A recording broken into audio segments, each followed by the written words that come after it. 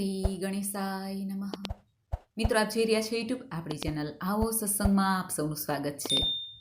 મિત્રો, આજે આ વિડીયોમાં આપણે સાંભળવાના છીએ તારીખ 30 ડિસેમ્બર 2024 વર્ષની અંતિમ અમાવસ્યા એટલે માગસર માસના બદ પક્ષની અમાવસ્યા જે સોમવારે આવે છે. એટલા માટે અમાવસ્યાનું મહાત્મ્ય ઘણું વધી જાય છે. સોમવતી અમાવસ્યા કહેવાય છે. આ અમાવસ્યાની પૂજા વિધિ, મહિમા કથા તથા આજના ખાસ ઉપાય વિશે જાણીશું. જો આપને આ વિડીયો પસંદ આવે તો લાઇક કરજો, શેર કરજો. આપ આ ચેનલ પહેલી વખત જોઈ રહ્યા છો તો સબસ્ક્રાઇબ કરી લેજો, જેથી આવનાર નવા વિડીયોની માહિતી આપ સુધી તુરંત પહોંચી શકે. ધન્યવાદ. ઓમ ત્રયંબકમ યજામહે સુગંધિમ પુષ્ટિવર્ધનમ ઉર્વારુકમિવ બંધનાન મૃત્યોર્મોક્ષીયમામૃતાત. બોલો ભગવાન શક્તિપતિ મહાદેવની જય. મિત્રો, સોમવારી અમાવસ્યા એટલે વર્ષની ઉત્તમમાં ઉત્તમ અમાવસ્યા થાય છે. જો કે આ અમાવસ્યા ક્યારેક ક્યારેક જ સોમવારના દિવસે આવે છે. જો કે અમાવસ્યાની તિથિ આપણે પિતૃદેવતાને સમર્પિત માનીએ છીએ, પરંતુ ભગવાન ભોળાનાથ અમાવસ્યાના દેવતા છે અને દેવી પાર્વતી છે. ભગવાન શિવજીને સમર્પિત આ સોમવારના દિવસે અમાવસ્યાની તિથિ પડે છે તે કલ્યાણકારી છે. હજારો અશ્વમેઘ યજ્ઞ ગૌદાનનું પુણ્ય દેનારી છે. સંતાન સુખ, આરોગ્ય, સૌભાગ્ય દેનારી છે. દેવંગત આત્માઓ પૂર્વજોની આત્માને શાંતિ તૃપ્ત કરવા માટેની આ અમાવસ્યા કહેવાય છે. પિતરોની આત્માને શાંતિ મળે એટલા માટે આજે પિંડદાન, શ્રાદ્ધ, તર્પણ આદિ કરાય છે. દાન પુણ્ય કરાય છે અને સાચા મનથી, હૃદયથી શ્રાદ્ધ તર્પણ થાય છે. શ્રાદ્ધ અર્થાત શ્રદ્ધાપૂર્વક આપવામાં આવતું આપણા પિતરોને જે ક્રિયા થાય છે તેને શ્રાદ્ધ કહેવાય છે. આજના દિવસે ભગવાન મહાદેવની વિશેષ પૂજા થાય છે. જો કે સોમનાથ ભગવાન ચંદ્રમૌલેશ્વર છે, સોમવારના પણ સ્વામી છે અને અમાવસ્યાના પણ. એટલે આ અમાવસ્યા ડબલ ગણું ફળ આપનારી થઈ જાય છે. આજના દિવસે જેમના પૂર્વજોની મૃત્યુ તિથિનો ખ્યાલ ન હોય તેઓ પણ આ સર્વપિતૃ અમાવસ્યા છે એમ માનીને આજે પિતૃ કાર્ય અવશ્ય કરી શકે છે. તીર્થ સ્થળોમાં જઈને જે ભક્તો સ્નાન, દાન, જપ આદિ કરે છે તેમનું તો કહેવું શું, પુણ્યના ભાગી બની જાય છે. આપણા શાસ્ત્રોમાં સોમવારયુક્ત અમાવસ્યાનું મહાત્મ્ય બતાવવામાં આવ્યું છે, જે દરેક વ્રતથી ઉત્તમમાં ઉત્તમ વ્રત કે ફળ આપનાર આ તિથિ છે. સોમવારયુક્ત અમાવસ્યા, રવિવારયુક્ત સાતમ, મંગળવારયુક્ત ચતુર્થી અને બુધવારયુક્ત અષ્ટમી આ ચારેય તિથિ સૂર્યગ્રહણ સમાન ફળ દેનાર છે. આ તિથિઓમાં કરેલું તીર્થ સ્નાન, દાન, જપ, શ્રાદ્ધ આદિ અનેક ગણું ફળ આપનારું કે અક્ષય ફળ, જેનો ક્ષય નથી થતો, અક્ષય ફળ દેનાર છે. ધર્મરાજ યુધિષ્ઠિરે મહાભારતના યુદ્ધ પછી સરસૈયા પર સૂતેલા પિતામહ ભીષ્મજીના ચરણોમાં પ્રણામ કરીને અત્યંત શ્રદ્ધાપૂર્વક પૂછેલું કે હે પિતામહ, હું ઘણો દુઃખી છું, મારું ચિત્ત અશાંત છે. અમારા વંશમાં ગણ્યા ગાંઠ્યા અમે 5 પાંડવો જ બચ્યા છીએ. સર્વત્ર સ્મશાનવત શાંતિ છે. ઉત્તરાના ગર્ભથી વંશની રક્ષા થવાની આશા હતી, તે પણ અસ્વસ્થામાના બ્રહ્માસ્ત્રથી ચાલી ગઈ છે. તો હે પિતામહ, મારે હવે શું કરવું જોઈએ, આપ મને જણાવો. ત્યારે શ્રી ભીષ્મ પિતામહે દ્રૌપદી, સુભદ્રાજી અને ઉત્તરાને સોમવતી અમાવસ્યાનું વ્રત કરવાનું કહ્યું હતું. તે વ્રતથી ઉત્તરાના ગર્ભની ફરી રક્ષા થઈ હતી અને વંશવેલો વધ્યો હતો. વંશની વૃદ્ધિ અર્થે, પતિના દીર્ઘ આયુષ્ય માટે અને સંતાન સુખ માટે પણ આ સોમવતી અમાવસ્યાનું વ્રત ઉત્તમ ફળ આપનારું કહ્યું છે. અમાસ અને સોમવારનો જે યોગ છે, જ્યારે જ્યારે મળી જાય છે ત્યારે તે શ્રેષ્ઠ યોગ બની જાય છે. ત્યારે હર કોઈ જળાશયમાં કપિલધારા, ગંગાજી તથા પુષ્કર તીર્થ વસે છે. માટે કોઈ પણ જળથી આપણે સ્નાન કરીએ તે પણ પુષ્કરના તીર્થ સમાન સ્નાન કે ગંગાજીમાં સ્નાન કર્યા બરાબરનું પુણ્ય પ્રાપ્ત થાય છે. જો આપણે તીર્થોમાં ન જઈ શકીએ તો ઘેરે પણ ગંગાજી આદિનું સ્મરણ કરીને સ્નાન કરી લેવું જોઈએ. તેમજ સ્વર્ગના, અંતરિક્ષના તથા પૃથ્વીના જે તીર્થો છે તે બધા સોમવારયુક્ત અમાસના દિવસે હર કોઈ જળાશયમાં વસે છે.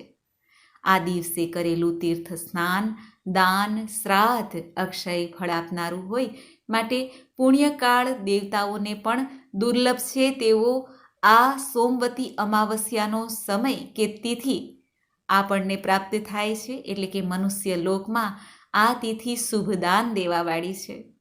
સોમવતી અમાવસ્યાનું વ્રત સ્ત્રીઓએ એટલા માટે પણ અવશ્ય કરવું જોઈએ કે તેમની મનોકામના પણ પૂર્ણ કરે છે, સુખી જીવન આપે છે, ઘર સંસારમાં સુખ શાંતિ બની રહે છે. આપણે સોમવતી અમાવસ્યાનું વ્રત કરવું હોય તો કેવી રીતે કરવું તે પણ જાણી લઈએ. વ્રત કરનારે પ્રાતઃકાળે સવારે વહેલા ઉઠીને ભગવાનનું સ્મરણ કરવું. મનમાં શિવજીનું સ્મરણ કરી શકાય છે અથવા આપણા ઈષ્ટ દેવતા, અને બની શકે એટલું મૌન પાળવું, એટલે કે બોલવાનું ટાળવું, કામ સિવાય બોલવું નહીં. ઘણા ભક્તો તો મૌન વ્રત પણ રાખે છે.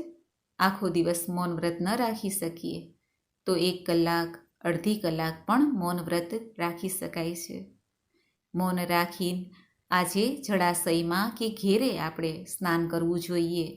એટલે કે જો આપણે સ્નાન કરતી વખતે મંત્ર જાપ પણ કરતા હોઈએ તો મૌન રહીને મનમાં જ મંત્ર જાપ કરવા, જોર જોરથી બોલીને કે હોઠ ફફડાવીને ના બોલવું. પછી સ્નાન આદિથી પરવારીને શુદ્ધ વસ્ત્ર ધારણ કરવા, ઘરના મંદિરની સાફ સફાઈ કરી લેવી, ઘરના મેઇન દરવાજે પાણીનો છંટકાવ કરીને ત્યાં પણ રંગોળી આદિ કરી શકાય છે, દીપદાન કરી શકાય છે. ભગવાન મહાદેવનું સ્મરણ કરતા રહેવું જોઈએ, કારણ કે આ અમાવસ્યાની તિથિ એવી છે કે જેમાં ચંદ્ર દર્શન થતા નથી. અંધકારમય રાત્રિની તિથિ કહેવાય છે. એટલા માટે સૂર્યાસ્ત સમય પછી કામ વગર ઘરની બહાર ન નીકળવું જોઈએ. આજે લક્ષ્મીનારાયણનું પણ પૂજન થાય છે. જો આપણા ઘરના મંદિરમાં અંગૂઠા જેવડું શિવલિંગ હોય તો તેની પૂજા થાય, અથવા લક્ષ્મીનારાયણ દેવની પૂજા કરી શકાય છે. શિવાલયમાં જઈને મહાદેવની પૂજા અર્ચના કરી શકાય છે. ભગવાન મહાદેવને આજે ગંગાજળ છે અથવા સાદું જળ છે તે પણ ગંગાજી સમાન જ કહેવાય છે. ગંગાજળ, કાચું દૂધ, બિલ્વપત્ર, ભાંગ, ધતુરો, અક્ષત તથા દુર્વા ઘાસ અને તુલસી દલથી પણ આજે મહાદેવની પૂજા થાય છે.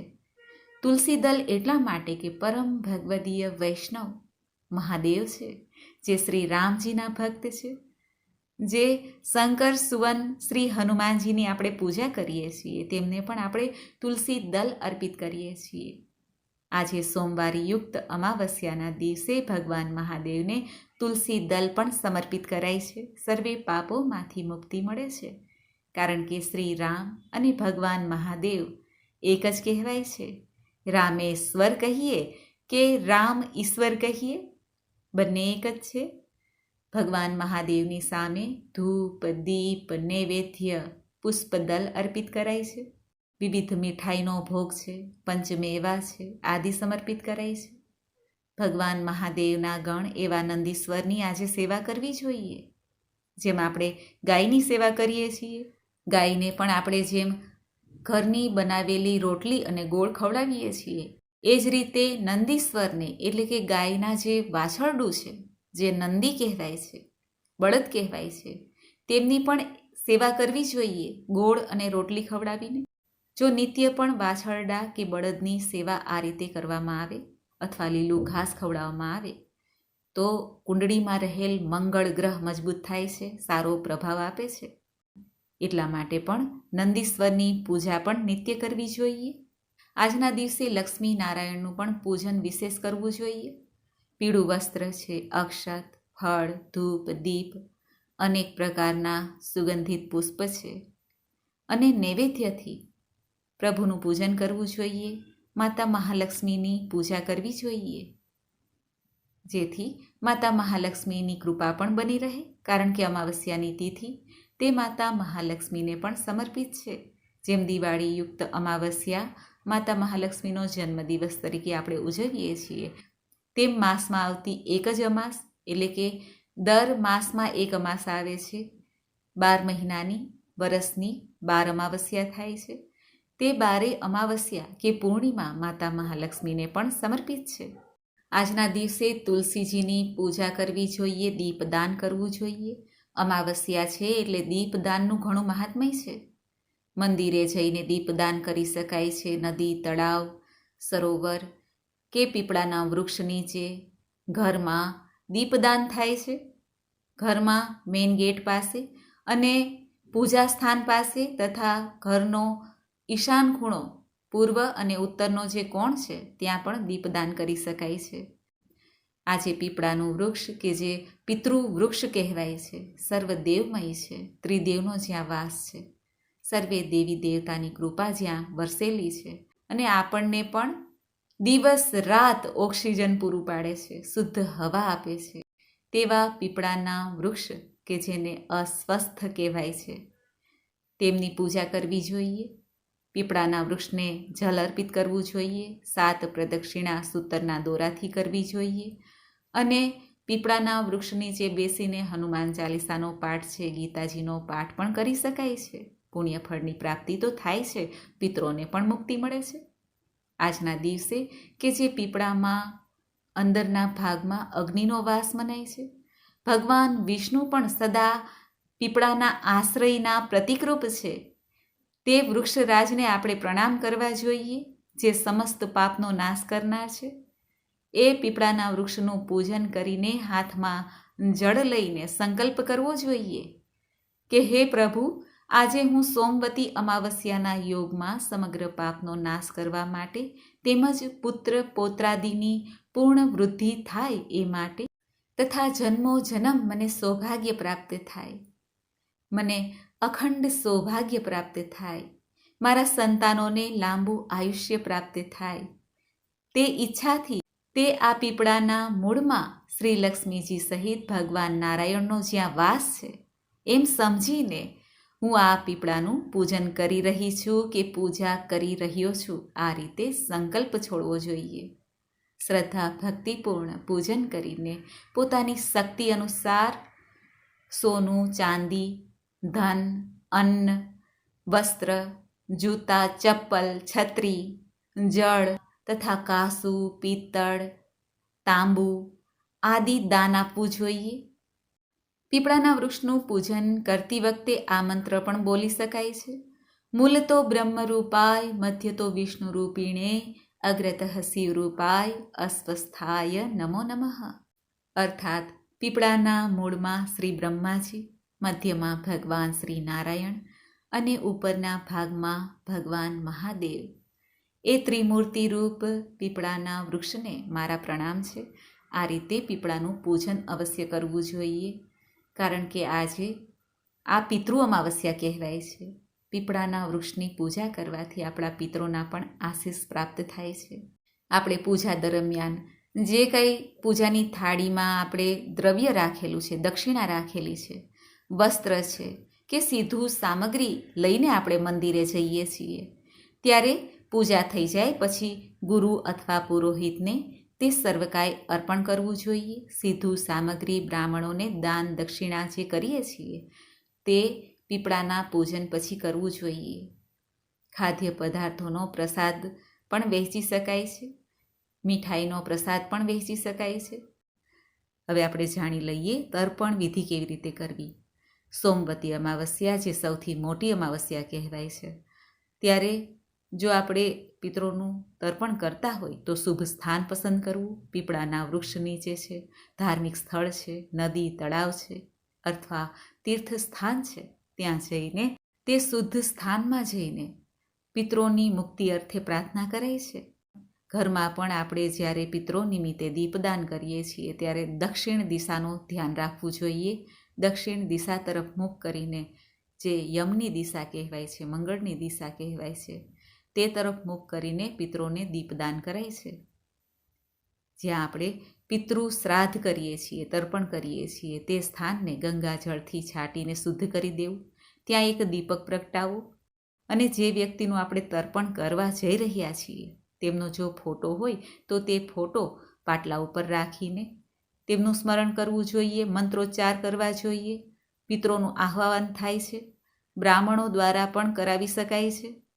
અને જલ ભરેલો લોટો પિતૃના નામ ઉપર ફોટા પાસે રખાય છે. ઘી, દૂધ, દહીં મેળવીને તેમાં જલ અર્પિત કરાય છે અને તર્પયામી મંત્રનો ઉચ્ચારણ કરાય છે. તેનો પિંડ બનાવાય છે અને તેની ઉપર કુશ ઘાસ રાખીને જલથી સિંચાય છે. પિતરો તથા પૂર્વજોનું પ્રિય ભોજન ભોગ લગાવાય છે. પિતરોને શ્રદ્ધાંજલિ અર્પિત કરાય છે. પશુ પક્ષીને ભોજન કરાવાય છે. જરૂરિયાતમંદને દાન દક્ષિણા કરાય છે. બ્રાહ્મણોને પણ શ્રદ્ધા અનુસાર દાન દક્ષિણા કરવી જોઈએ.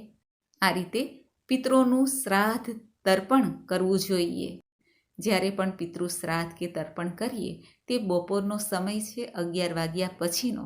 3 વાગ્યા સુધીમાં આ શ્રાદ્ધ તર્પણ કરવું શુભ મનાય છે. ત્યારે પિતૃ સમય કહેવાય છે. આપણે જો આટલું ન કરી શકીએ તો માત્ર 2 હાથ આકાશ તરફ ઊંચા કરીને પિતરોનું સ્મરણ કરી લેવું જોઈએ. હાથમાં જલની અંજલિ લઈને તેમાં કાળા તલ નાખીને પિતરોને અર્પિત કરવા જોઈએ. આમ કરવાથી પણ પિતૃ દેવતા પ્રસન્ન થાય છે. અને આ ખાસ કરીને સોમવતી અમાવસ્યા છે. ભગવાન મહાદેવની પૂજા કરીને પિતરોનું સ્મરણ કરવાથી પાપ નષ્ટ થાય છે અને ભગવાન શ્રી કૃષ્ણની વાણી એવા ગીતાજીનો પાઠ કરવાથી, સાંભળવાથી તો 4 પદાર્થની પ્રાપ્તિ થાય છે. આજના દિવસે સોમવતી અમાવસ્યાની વ્રત કથા અવશ્ય સાંભળવી જોઈએ. આમ સોમવતી અમાવસ્યાનું મહાત્મય શાસ્ત્રોમાં ઘણું કહેવાનું છે. મિત્રો, હવે આપણે સાંભળીએ સોમવતી અમાવસ્યાની વ્રત કથા, જે સોમવતી અમાવસ્યાના મહાત્મયને જ દર્શાવે છે. બોલો ભગવાન શક્તિપતિ મહાદેવની જય. વર્ષો પહેલા કાંચી નામનું નગર હતું. એ નગરમાં દેવસ્વામી નામે બ્રાહ્મણ રહેતા હતા. એ બ્રાહ્મણની પત્નીનું નામ ધનવતી. સાચે જ તે લક્ષ્મીજીના અવતારરૂપ હતી. આ બ્રાહ્મણ બ્રાહ્મણીને 7 પુત્રો અને એક ગુણવંતી નામની પુત્રી હતી. 7 ભાઈઓ પરણેલા, પરંતુ ગુણવંતી કુંવારી હતી. ગુણવંતીને લાયક વરની શોધખોળ ચાલી રહી હતી, પણ ક્યાંય વર જળતો ન હતો. તેવામાં એક બ્રાહ્મણ તેમને ત્યાં આંગણે આવીને ભિક્ષા માંગે છે. 7 વહુઓએ બ્રાહ્મણને ભિક્ષા આપી. બ્રાહ્મણે અખંડ સૌભાગ્યવતીના આશીર્વાદ આપ્યા. ગુણવંતી પણ ભિક્ષા લઈને બ્રાહ્મણ દેવને ભિક્ષા આપવા ગઈ. ત્યારે બ્રાહ્મણ બોલ્યા, ધર્મવતી થા. એવા આશીર્વાદ આપીને બ્રાહ્મણ દેવ તો રવાના થયા. ગુણવંતી પોતાની મા પાસે બ્રાહ્મણે આપેલા આશીર્વાદની વાત કરી. બાબા, મહારાજે મારા ભાભીઓને અખંડ સૌભાગ્યવતીના આશીર્વાદ આપ્યા, જ્યારે મને ધર્મવતી થા એવા આશીર્વાદ કેમ આપ્યા? ગુણવંતીની વાત સાંભળીને ધનવતી તેની સાથે આવીને તે મહારાજને પ્રણામ કરીને પૂછે છે કે, હે મહારાજ, આપે મારા દીકરાની વહુઓને અખંડ સૌભાગ્યવતીના આશીર્વાદ આપ્યા, જ્યારે મારી પુત્રીને ધર્મવતી થા એવા આશીર્વાદ કેમ આપ્યા? ત્યારે મહારાજે કહ્યું, બાઈ, જ્યારે આ દીકરીના લગ્ન થશે, સપ્તપદીની વિધિ થશે, ત્યારે તમારો જમાઈ મરણ પામશે, એટલે મેં તમારી દીકરીને ધર્મવતી થા એવા આશીર્વાદ આપ્યા. મહારાજની વાત સાંભળીને ધનવંતી તો રડવા જેવી થઈ ગઈ અને કંઈક ઉપાય બતાવવા મહારાજને આજીજી કરવા લાગી. ત્યારે મહારાજે કહ્યું, બાઈ, જો તારે ઘેર સોમાં આવે અને તું તેનું પૂજન કરે તો તારી દીકરી વિધવા થતી બચે. ત્યારે ધનવંતીએ પૂછ્યું, મહારાજ, આ સોમાં કોણ છે? ક્યાં રહે છે?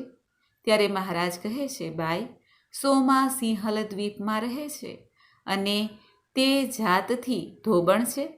આમ કહીને મહારાજ તો આગળ ચાલવા માંડ્યા. સાંજ થઈ. દેવસ્વામી ઘેરે આવ્યા.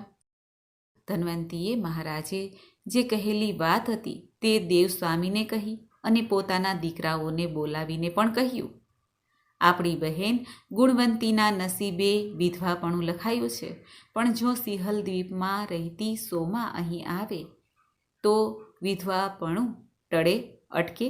માટે તમારામાંથી કોઈ સોમાને લઈને આવો. આ વાત સાંભળીને 7 ભાઈઓ વિચારમાં પડ્યા. કોઈ જવા માટે તૈયાર ન થયું. 7 છોકરાઓને ચૂપ રહેલા જોઈને દેવસ્વામી બોલ્યા, હું તો સાતેય પુત્રે વાંઝ્યો જ રહ્યો. એ આવતું વિધવાપણું અટકાવવા માટે એકય દીકરો નથી, એટલે મારે જાતે જ આ ઉંમરે સિંહલ દ્વીપમાં જવું રહ્યું. પિતાજીના આ શબ્દો સાંભળીને સૌથી નાનો શિવસ્વામી બોલ્યો, બાપા, મારા જીવતા તમારે સિંહલ દ્વીપ જવાનું હોય ભલા? હું બહેનને લઈને સિંહલ દ્વીપ જઈને સોમાને લઈ આવીશ. આમ કહીને શિવસ્વામી ગુણવંતીને લઈને સિંહલ દ્વીપ જવા માટે તૈયારી કરવા લાગ્યો. ભાઈ બહેન શુભ સુકન જોઈને સિંહલ દ્વીપ તરફ ચાલ્યા. રાત અને દહાડો ચાલે છે. થાક લાગે છે ત્યારે બેસે છે. ભૂખ લાગે ત્યારે કંઈક ફળ નજરે પડે તો ખાઈ લે છે. નદી કે કૂવો આવે તો પાણી પી લે છે. ચાલતા ચાલતા સમુદ્ર કિનારે આવ્યા. ત્યાં એક વડના ઝાડ નીચે બેસીને સમુદ્ર કેમ ઓળંગવો તેનો વિચાર કરવા લાગ્યા. એ વડના પોલાણમાં ગીધ અને તેના બચ્ચા રહેતા હતા. ગીધના બચ્ચાઓને માટે ખાવાનું લઈ આવ્યું ને બચ્ચાને કહ્યું, લ્યો ખાવ. પણ બચ્ચા તો ન હાલે કે ન ચાલે. ખોરાક સામુએ જોતા નથી. ત્યારે ગીધે કહ્યું, ખાવ ને, ખાતા કેમ નથી? જુઓ તો ખરા, ભાવે તેવો ખોરાક છે. ત્યારે બચ્ચાઓએ કહ્યું, અમારે ગળે આ ખોરાક કેમ ઉતરે? જુઓ તો ખરા, પેલા બ્રાહ્મણના છોકરા ભૂખ્યા તરફડે છે. ગીધે ભાઈ બહેનને જોયા એટલે આણેલો ખોરાક લઈને તે ભાઈ બહેન પાસે આવ્યા અને કહેવા લાગ્યા, તમે ભૂખ્યા છો તો આ ખાઓ, પછી તમારે જે કામ હોય તે મને કહેજો, હું તે કામ કરી આપીશ. શિવસ્વામીએ કહ્યું, હે ગીધરાજ, અમારે સમુદ્રની સામે પાર જવું છે, જ્યાં સિંહલ દ્વીપ છે. ત્યાંથી મારી બહેનને વિધવા થતી અટકાવવા માટે સોમા ધોબણને લાવવાના છે. એ કામ જ્યાં સુધી પૂરું ન થાય ત્યાં સુધી ખાવા પીવાનું ભાવે તેમ નથી. ગીધે ઘણું સમજાવ્યું, તેમને ખવડાવ્યું.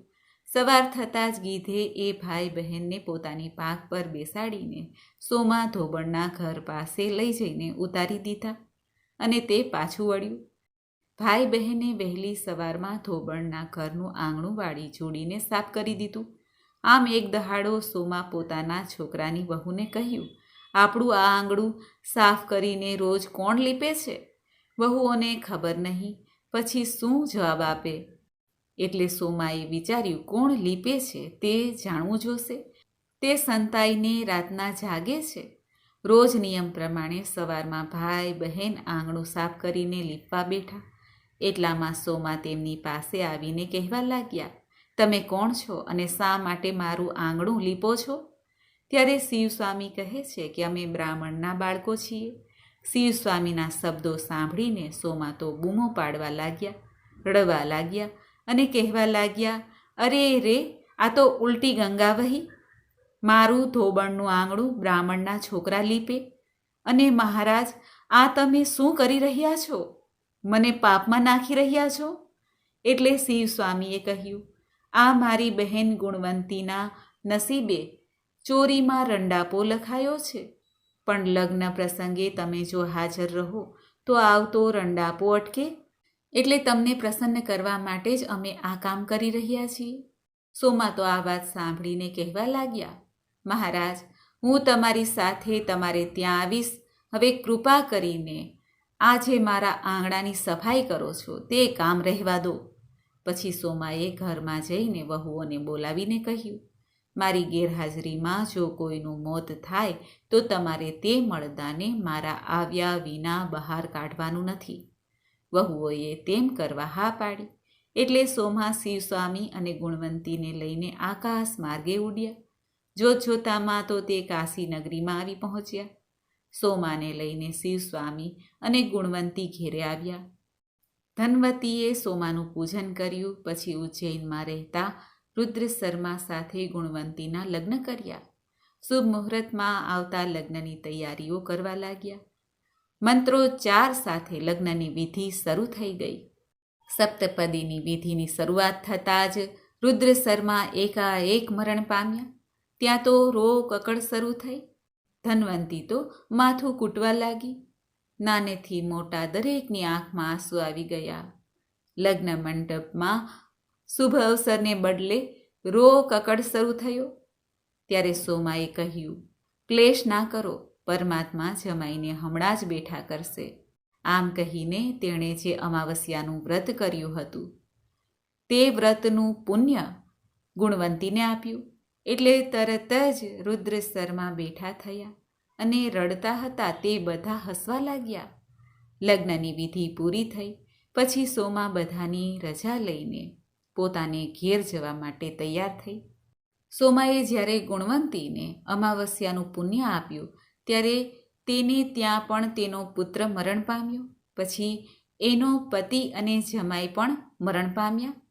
સોમા તો ઉતાવળે ઘેરે જતા હતા ત્યાં રસ્તામાં એક કપાસના ભારાવાળી ઘરડી ડોસી મળી.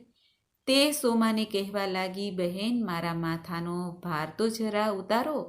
ત્યારે સોમાએ કહ્યું, માળી, આજે તો મારે અમાવસ્યાનું વ્રત છે, મારાથી કપાસનો ભારો ન અડકાય. ડોસીમાં તો આટલું કહીને આગળ ચાલતા થયા. એટલામાં મૂળાનો ભારો લઈને જતી એક બાઈ આવી. તેણે સોમાને કહ્યું, બહેન, ઓ બહેન, મારા માથા પરથી જરા ભાર તો ઉતારો, આપણે જરા બેસીને વાતો કરીએ. ત્યારે સોમાએ કહ્યું, ના રે ના બહેન, મારે આજે અમાવસ્યાનું વ્રત છે, મારાથી મૂળા ન અડકાય. આમ કહીને સોમા તો નદી પાસે ઊભેલા પીપળાના ઝાડ પાસે ગયા. નદી પાસે જ પીપળાનું વૃક્ષ હતું. ત્યાં જઈને વિષ્ણુ પૂજન કર્યું, 108 પરિક્રમા કરી અને આમ કરતાં જ મરેલો પુત્ર અને પતિ જમાઈ બેઠા થયા. ચાલતા ચાલતા સોમા પોતાને ઘેરે આવ્યા. બધાને સાજા માજા જોઈને આનંદ પામ્યા. ત્યારે બહુઓએ પૂછ્યું, બા, આ બધા મરેલા જીવતા કઈ રીતે થયા? ત્યારે સોમાએ કહ્યું, મેં ગુણવંતીને આ અમાવસ્યાનું પુણ્ય આપ્યું એટલે બધા મરી ગયા હતા. રસ્તામાં હું કપાસને ન અડકી, મૂળાને ન અડકી, પીપળાના મૂળમાં વિષ્ણુ પૂજન કર્યું અને સાકરને હાથમાં લઈને 108 પરિક્રમા કરી. એથી આ બધા મૃત્યુ પામેલા જીવતા થયા. સોમા વહુઓને કહે છે કે, હે વહુઓ, જો તમે પણ અમાવસ્યાનું વ્રત કરશો તો અખંડ સૌભાગ્યવતી થશો. સાસુમાની આ વાત સાંભળીને વહુઓ પણ આ અમાવસ્યાનું વ્રત કરવા લાગી અને વ્રતના પ્રભાવથી તે અખંડ સૌભાગ્યવતીને તો પ્રાપ્ત થઈ, તેના પુત્ર પૌત્રાદિ અર્થાત વંશવેલો પણ આગળ વધ્યો અને અંતે સ્વર્ગલોકને પ્રાપ્ત થયા. હે અમાવસ્યાના દેવતા ભગવાન શિવજી, હે નારાયણ, જેમ આપ સોમાને ફળ્યા તેવા આ વ્રત કરનાર, કથા કહેનાર, કથા સાંભળનાર સૌને ફળજો. બોલો અમાવસ્યાના દેવતાની જય. સોમવતી અમાવસ્યા તે કુંડળીમાં પિતૃદોષ હોય, કાલસર્પ દોષ હોય કે ગ્રહણ દોષ હોય અથવા કોઈ પણ દોષ હોય, શનિ સંબંધી પીડા હોય, તો પણ આ દિવસે ભગવાન મહાદેવનો રુદ્રાભિષેક કરવાથી અથવા મહાદેવની પૂજા અર્ચના કરવાથી, તીર્થોમાં જઈને સ્નાન કરીને સૂર્ય નમન કરવાથી, પીપળાના વૃક્ષને જલ દેવાથી શાંતિ પ્રાપ્ત થાય છે, દોષમાંથી મુક્તિ મળે છે. આ ઉપરાંત બ્રાહ્મણોને દાન પુણ્ય કરાય છે, જરૂરિયાતમંદને અવશ્ય દાન પુણ્ય કરવું, કીડિયારું પૂરવું, માછલીઓને દાણા ચણ નાખી શકાય છે અને ગાય માતાની સેવા થાય છે. કાલ સર્પ દોષથી પીડિત વ્યક્તિ નાગ નાગિનની જોડ જો શ્રીફળમાં વીંટાળીને નદી, વહેતી નદી હોય છે, તેમાં પ્રવાહિત કરી શકે છે. અમાવસ્યાની તિથિના દિવસે આ ઉપાય વધુ લાભકારી હોય છે, જો કે અન્ય દિવસોમાં પણ કરી શકાય છે. આ અમાવસ્યાના દિવસે 7 પ્રકારના અનાજ લઈને વસ્ત્રમાં વીંટાળીને તેને દાન પણ કરી શકાય છે અથવા વહેતી નદીમાં પ્રવાહિત કરી શકાય છે. વૃક્ષો પણ વાવી શકાય છે અથવા વૃક્ષોનું સિંચન પણ કરી શકાય છે. તેનાથી પણ પુણ્યની પ્રાપ્તિ થાય છે. તો મિત્રો, આપણે સાંભળી સોમવતી અમાવસ્યાના મહાત્મ્યની કથા, ઉપાય. મને આશા છે કે આપને આ વિડીયો જરૂર પસંદ આવ્યો હશે. સોમવતી અમાવસ્યાના દિવસે વ્રત રાખવાથી મૃત્યુયોગ, વૈધવ્ય યોગ પણ મટી જાય છે. અખંડ સૌભાગ્યની પ્રાપ્તિ થાય છે. પતિ પુત્ર દીર્ઘાયુ બને છે. આ વ્રત કરનારે રૂ અને મૂળાનો સ્પર્શ કરવો નહીં. ઉપવાસથી અગર એકટાણાથી આ વ્રત કરી શકાય છે અને વ્રત પૂર્ણ થાય એટલે તેનું ઉદ્યાપન પણ કરાય છે, એટલે કે પારણ કરાય છે, દાન દક્ષિણા અપાય છે. જે આપણને કુદરતે આપ્યું હોય એ રીતે આપણે દાન ધર્માદો કરીને આ વ્રતની ઉજવણી કરી શકીએ છીએ. આજના દિવસે ભગવાન સૂર્યનારાયણને અર્ધ્ય અવશ્ય આપવું, જે પિતરોના પણ પિતૃ છે, અને ગાયત્રી મંત્રનો જપ કરવો. ઓમ ભૂર્ભુવસ્વઃ તત્સવિતુર્વરેણ્યમ ભર્ગો દેવસ્ય ધીમહિ ધિયો યો નઃ પ્રચોદયાત. બોલો પિતૃનારાયણ દેવની જય. મિત્રો, મને સાંભળવા માટે ધન્યવાદ. આપ સૌને મારા જય શ્રી કૃષ્ણ.